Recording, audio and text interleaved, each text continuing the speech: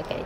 Well, my name is Maria Rolim. I'm the founder of, one of the founders of the Rolim Viotti Leite Campos Advogados, a law firm established in Brazil 25 years ago. I'm specialized in energy law, and I work with renewables basically in Brazil and in other parts of the world as well. What are the big opportunities for renewable energy right now in Brazil? Well, I think there are great opportunities there in terms of investing in renewables. In particular, I would say in solar.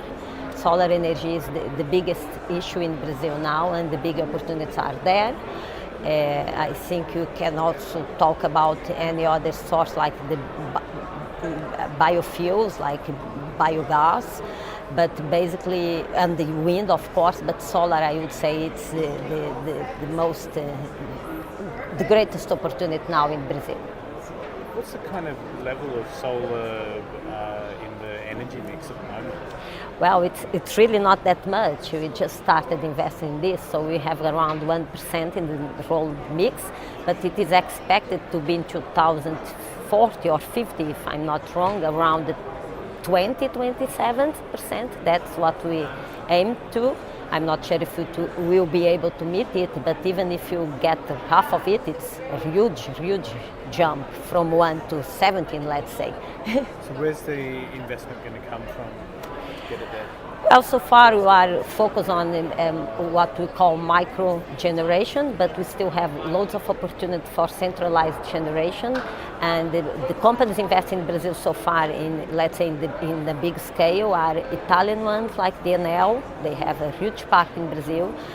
The Portuguese one, the EDP, and they are all of them good players in Brazil, well established, and they are investing in huge solar parks in Brazil. But also you have opportunities for plenty the big players and also the medium size and small players as well.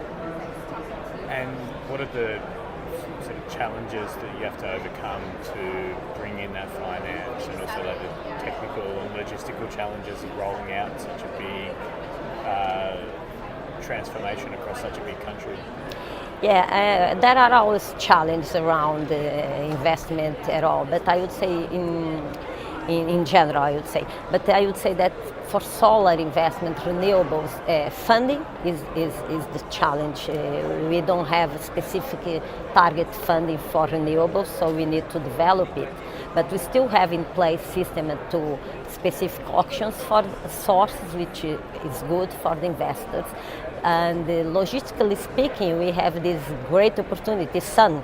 So you have it all around, and the sun in Brazil is really good sun. We used to say the density, the high, the intense of it, it's really good. To give an idea, in Brazil the lowest is biggest than any place in Germany, for instance.